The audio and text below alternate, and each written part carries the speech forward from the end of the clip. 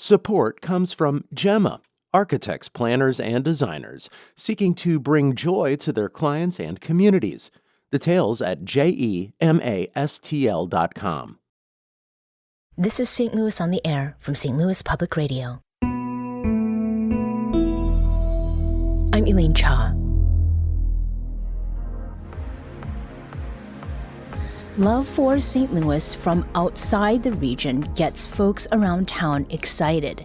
And when it's a St. Louisan receiving recognition for work being done in St. Louis, both with and for St. Louisans, that elation is accompanied by a palpable pride. Dara Eskridge knows this firsthand as a native of University City and the CEO of the nonprofit Invest STL. She joins us now to talk about it. Dara, welcome back to the program. Thank you. I'm happy to be here. Dara, what is your favorite flower? Oh, calla lily. So a bunch of calla lilies, a bunch of them, because last month, Time magazine released its list of 100 of the world's most influential rising stars. And Dara, you are one of that 100, and that's made St. Louis very proud. So congratulations on the recognition. Thank you. I appreciate it. What was your initial reaction when you were approached by Time? Shock. We received just kind of like a very out of the blue message from them a couple of months ago, generally just inquiring about work happening. And so I didn't think much of it. And then an email came like a few months later and said, hey, you're being honored in this way. And I was sitting in my office and had two of my team members around me, and I was stunned and didn't know what to say. And then a few days later, when it was published, when I saw the write-up and who wrote it, I was in my kitchen with my son, getting he and my daughter ready for school, and I actually screamed, which, scared the daylight out of my son until he understood what it was. So. And what did your son have to say? Honestly, it was his teacher that helped him understand what it was. And then, so when he came home from school, he was very proud and gave me a big hug. And he said, okay, I understand why you screamed now. Okay. So world's most influential rising star, that is quite a title. And you just mentioned Jason Tatum. He wrote the description as to why you deserve this recognition. And the first line reads, St. Louis is a special place because of leaders like Dara Eskridge. When Time magazine and other folks call you, influential rising star, what does that mean to you? Oh.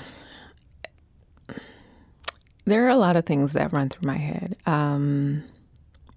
One, it's like, what? Wait, me? I'm just a kid from U City. But then I immediately start thinking about all of the incredible people that I get to do this work with and think, well, okay, what about this person and that person? Why aren't they being named to it? So I start to just absorb it as really I'm just the representative for the work right now. Mm-hmm. And right now is important because... What do you mean, Elaine? Is there something about this moment and this recognition that feels significant in a particular way?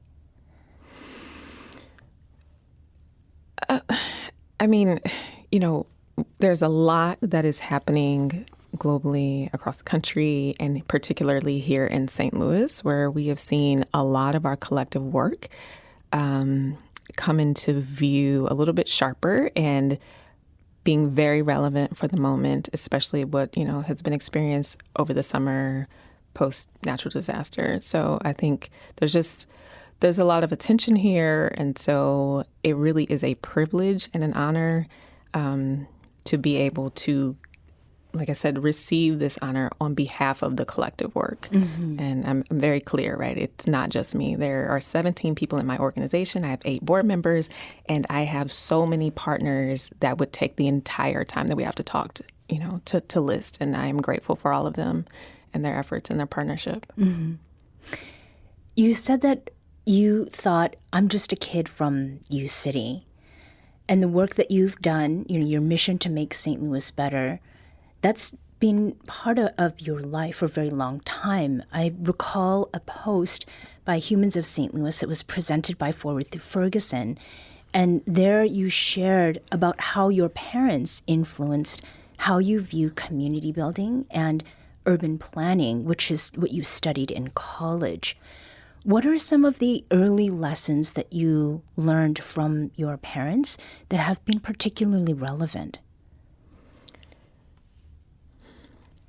I used to, when I was earlier in my career, I would shy away from talking about the things that I've learned from my parents because it feels like, when you're so early in your career, you're trying to make a name and say, I'm an adult, I'm a professional, right? And referencing the parents maybe doesn't fit with that. But the older I get, the more experience I get, I am happy to point a line to how much I've actually gathered from them. So there's not much that I've learned and that I do that isn't informed by what they exposed me to. My father was a serial entrepreneur. He started off in investment banking in New York. And, so a lot of my interest and acumen around markets and how they operate comes from conversations with him. But then when that kind of corporate environment just no longer worked for him, who was a Black man, in the 70s and 80s, he went into entrepreneurship and had a series of businesses, including a family restaurant that we operated. And so I got to see what does it mean to work together as a family unit, as a team, to earn for the family? What does it mean to be hospitable to people? What does it mean to offer an amenity that might not be present in a neighborhood? And then he went into real estate, which is where he spent the bulk of my life. And that, of course, has a very direct line to my work. So sitting in his passenger seat, I had the privilege of being able to be exposed to so much of St. Louis. I mean, I can literally drive around St. Louis and really be struck by memories because there's something in the environment that feels so familiar because I have crossed that intersection multiple times, right? And I can be transported back to that moment when my dad was talking to me about a property here or the conditions around the corner. So his work really inspired my interest in what creates places, what creates the conditions in places, why do places look differently, why do people associate differently to certain places. And then from my mother, who had a long career in public service, I learned a lot about just like how large systems move or don't move. What are the small p politics that are required to negotiate and pull people along? And really from her, the importance of a very quiet power, right? I don't talk a ton. I mostly just sit silently and observe. And I learned that from her. There's a lot of power in just watching before speaking. Clearly, the influence of your parents has been huge. So going into urban planning then, was that an outcome of what you saw? And in particular, thinking about the work that's done to design, cities physically, socially, economically, and what you're doing now, those things together, how have they affected the way that you approach your work here? And maybe things that people have gotten wrong over time. So I actually started off in architecture because when I realized I wanted to be in a position to shape how places operate and what they look like, for me, I thought that meant I had to be the one physically designing the space. And it was through undergrad where I discovered urban planning and understanding, I really enjoy all of the decisions that occur before a line is put onto a paper, right, and a building is drawn. I love the policy side of things. I love the practice making side of things. And so really, I think sometimes it's forgotten that actually I have this background in architecture, and I like to bring that into the work today because I'm balancing how am I making people feel in being in community? How am I thinking about the spaces that they're negotiating? Plus, what are all of these legacies of policies that have restricted people's opportunities and their ability to thrive? And so merging up these disciplines in this very specific context of St. Louis, where both physical design choices and policies and practices have been very persistent in excluding particularly Black communities from being able to advance. Mm-hmm. You mentioned riding with your father as a child, looking at neighborhood conditions. Is there maybe a part of this city that you remember looking at then and that you look at now, and it kind of illustrates what you've been talking about? Yeah, there are a lot of places. So there's a stretch of road that I have spent a lot of time going up and down throughout my life. Skinker as it moves from the Del Mar Loop and goes north and transforms into Keeneland Avenue, going into Wellston and Hillsdale. When I was a kid, right on Skinker, just before you came up to Del Mar, there was a little secondhand shop on the west side of Skinker. And there was an older gentleman in there that my father used to love to talk to. And there was a little handmade wooden dollhouse that I was just obsessed with. Mm-hmm. So I thought every time we went there, like, this is going to be my chance to get it. But that building doesn't stand there anymore. That shop has been wiped away, I don't know, maybe about 15, 20 years by now. And it was replaced by, all of this new development that happened at that intersection. On the other end of that corridor is where my grandmother's house was, still is. Mm-hmm. And so this was a very modest little bungalow on a hill. But also I remember with time, a junkyard popped up next door, then one across the street, and then one on the other side of her. Tall grass immediately in the lot next to her, growing, never getting cut. And therefore you've got mosquitoes and all these things that are putting my grandmother at risk. And then a block down the street where, I went to church as a little girl, the school that was across the street eventually gets leveled. And then eventually Wellston's totally without a school district, right? I think these two instances just along that corridor are very reminiscent of what has happened here in St. Louis with Black communities, where there is something that is built, there is a norm that is built, and it gets crushed and erased, either to make way for something new, and typically for a different population of people, or is just allowed to deteriorate regardless of the life that is sitting in the middle of it. Mm-hmm. And this all after years and years of disinvestment. Yeah. Mm-hmm. This is a good spot for us to take a quick break, but we'll be back shortly to continue our conversation with Dara Eskridge. She's a St. Louis native, the CEO of Invest STL, and one of Time Magazine's 100 World's Most Influential Rising Stars. This is St. Louis on the Air on St. Louis Public Radio.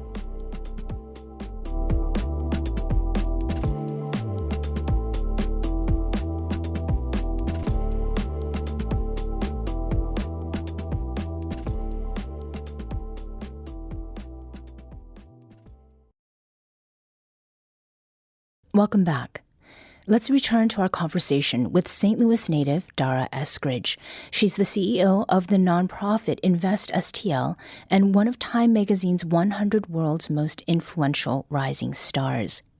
Dara, before the break, you were describing this stretch of Skinker when it turns into Keeneland, what you remember of that stretch as a child, what it looks like now, and about disinvestment. But the organization that you are leading is called Invest STL and got its start in 2012 and then moved to a sponsored program under St. Louis Community Foundation in 2015. and then it became independent in 2022. In the 3 years since that independence, Invest STL has developed several programs that empower residents. Can you talk with us about what that empowerment has been and what community members have been able to accomplish?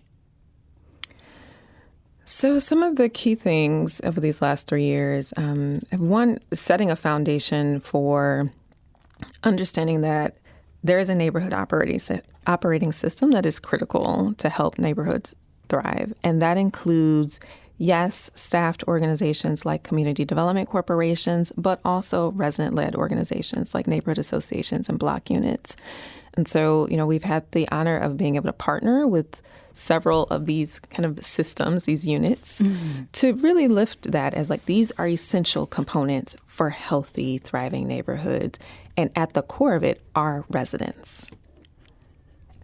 I think that has probably been our biggest stride over these last 3 years, is really elevating neighborhoods in our region. They are able to tick because there are people who wake up every day and care about the experiences that they and their neighbors are having, and that they see the importance of organizing and setting an agenda for their place. And they believe very deeply that they deserve to be in the driver's seat for the place that they live in. Mm-hmm. And so it's been wonderful for us to be able to invest in that kind of power and see residents get to deepen their relationships with each other and dream about their places and what they can make happen there. Mm-hmm. I think there's sort of a funny thing with the term residents, because I think of people, but in order to be a resident, there has to be something that you are residing in. Mm-hmm. So in giving cash to residents, which is one of the programs at Invest STL, what have you all been able to achieve? What has developed out of that? Yeah, so there's one very large program that has been a very substantial investment in residents, and then there's a smaller one. And I think it's important to talk about both. Yes. So one is the Small Dollars Action Fund, which our systems team leads. And that is, up to $2,000 3 times a year to resident-based collectives, neighborhood associations, block units, and the like, as resources to support them in just coming together as neighbors, to addressing some of the low-hanging fruit but critical issues that they see. So what we've seen is, at this point, over 2.5 years of operating this, several hundred resident collectives who have beautified spots in their neighborhood, planted things, put in signs that establish themselves as block units. I love seeing it even in my neighborhood. Mm-hmm. Producing material like banners and things of the like that just help set an identity for the neighborhood, but also tending to each other when people are homebound. And so creating systems and services for that. And so that's been one critical stream of using cash to support just neighborhood building. But then on the larger scale, we're looking at Rooted, which is led by our policy team, and that's focused in the West End and Visitation Park neighborhoods. It is, as best we know, up until very recently, when now another community is replicating it, it is a first-time exploration of direct cash investment as an anti-displacement strategy. Mm-hmm. And so these neighborhoods have some time been kind of neighborhoods that investors have gotten a lot of interest in within the last 10 years. And so you've seen a lot of property being bought up and longtime residents recognizing that there's something happening here, right? And that naturally starts to stoke some questions around, is this a place that's still going to be for me for a long time? And so what we did was, by lottery, identified 50 households who had been in the neighborhood since 2016 or prior, and offered an investment of $22,000 to those households, where they can look to either put it in their own property, help fixing it up. They could purchase property. They could start or expand a business in the neighborhood, or they could put it into an investment account. And what we've seen is that largely the families that are participating in Rooted have been able to invest further into their relationships and their physical connections within that neighborhood, while also starting to increase their own wealth within the neighborhood. Mm-hmm. I want to make sure that we get to this point because it's one that has interested me ever since I learned about Invest STL. We talked about how it has developed over time, but one of the things that is set in place is a sunset for this organization. Another unique quality of Invest STL is this 20-year theory of change, and to wit, the organization's final day in operation is already in place, and that's December 31st, 2042. Why? There are a few reasons here. It's no secret that St. Louis has a lot of nonprofits. I mean, we have just an enormous number of nonprofits. Yeah. And so there's one intention around, we don't want to necessarily add to that volume. It's not that St. Louis needs more nonprofits to get critical work done. It's just that we need a better aligned and better practiced system to get critical work done. And so part of our work is helping to facilitate some of that alignment.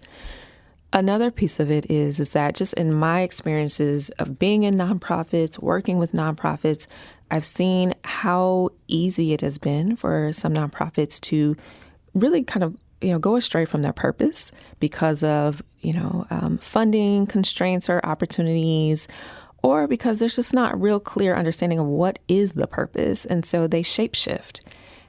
When we shapeshift, we never achieve what we're trying to achieve. And so we decided to set a sunset for ourselves to say, look, we've got really important work that we want to hyper focus on.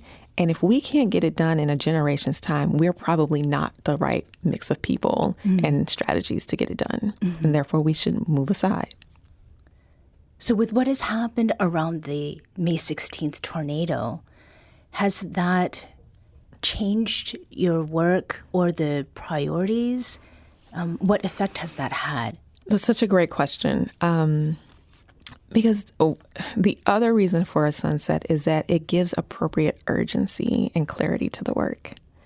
And so with the tornado, one, it confirms for us that the work, the mission that we adopted in 2022 is so important, right? This focus on legacy Black neighborhoods and facilitating investment to them is critical, and that can't change. And while I can see there might be some temptation for some to say, well, you might need to stick around longer because this is a long recovery process. For us, again, it's about appropriate urgency. It says, well, we have, 17 years left, and we're going to stick to that, which means that we need to be prepared to take very big swings in these next couple of years to support not just recovery and development in these neighborhoods, but long-term resiliency within these neighborhoods. And so we have to be willing to be bold and take big risks. And so it doesn't change the time frame.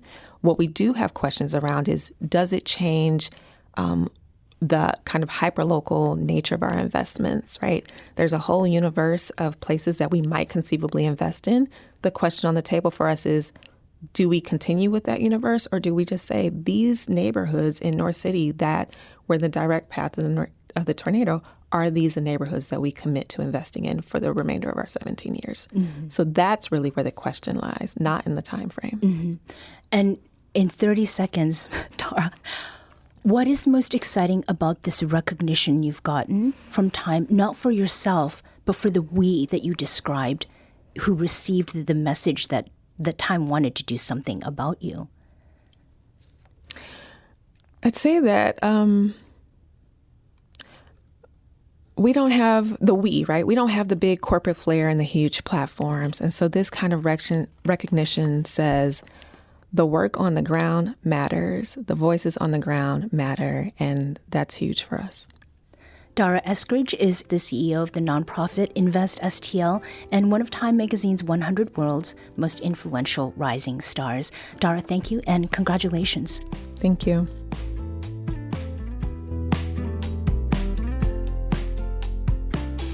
This episode was produced by Maya Norfleet. Our audio engineer is Aaron Dorr. This podcast was mixed and edited by Aaron. Our executive producer is Alex Hoyer. St. Louis on the Air is a production of St. Louis Public Radio. Understanding starts here. Do you find yourself regularly listening to episodes of St. Louis on the Air? Suggest us to a friend you think might enjoy our conversations, and leave us a review and rating on Apple Podcasts on the App Store. It's the simplest way to help people discover our show. Thank you. St. Louis Public Radio is a member-supported service of the University of Missouri St. Louis.